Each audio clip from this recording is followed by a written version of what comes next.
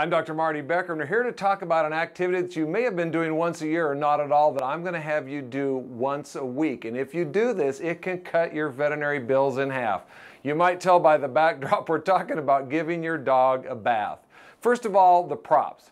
There's cotton balls to put in each ear so the ears don't get wet, because wet ears can lead to ear infections. There's steel wool hair to put in the drain. That way all that hair that get off the dog is not going to be in your house, is not going to plug your drain. Finally, the Zoom groom that really works that shampoo deep and helps loosen that hair, because we want the hair that's going to come off in the tub, not in your house. You'll also notice there's 3 towels. We call that the 3-towel trick. So here we go. We're going to load the steel wool in the drain. We've got the cotton balls here, and I think once we get our first towel in here, Red, we're ready for you. And my technician, Angie's here, who's a tremendous animal lover, by the way. The first towel, this is the anti-skid towel that we put in the bottom of your tub. So we get them nice and wet. Now let's say we're using a flea and tick shampoo. You actually want to start right up here at the neck and make a ring, because if you don't, when you start using back here, those fleas and ticks are going, help, help, get out of Dodge. And they often run up and get right in the dog's ears. So you start up here and make a ring up here. And now once we've got the ring started there, we put this with the soap and over the pre-mixed water.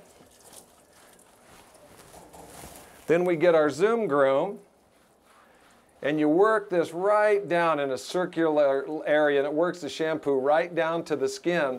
What this does, there's a recent study about methicillin-resistant Staph aureus. Most of the time people give it to the pets, and then the pets can give it back to the people. They kind of ping-pong it back and forth. So to drain the reservoir of MRSA in your house, once a week shampoos. And the other thing you do if you're allergic to dogs, it gets rid of the allergy triggers for humans, and this is where it's going to save you half your money.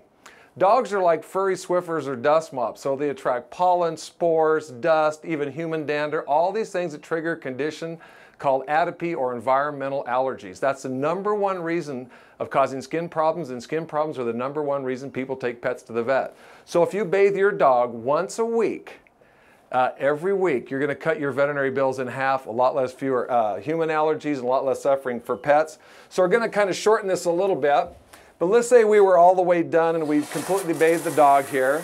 You want to rinse, rinse, rinse, rinse, rinse. And you notice that the dog's going to try to shake off here in a minute.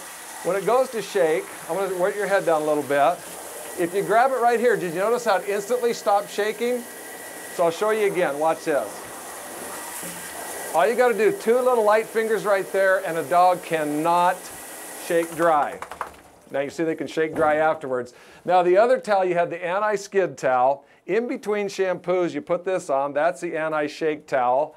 And finally, the last towel is the drying towel. So Red, you did a really good job there, and we're proud of you.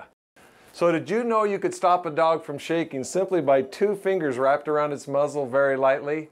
You would have known that if you'd have read the Secret Surprises and Solution, hundreds of them in Your Dog the Owner's Manual. Don't you want to find out the rest of them?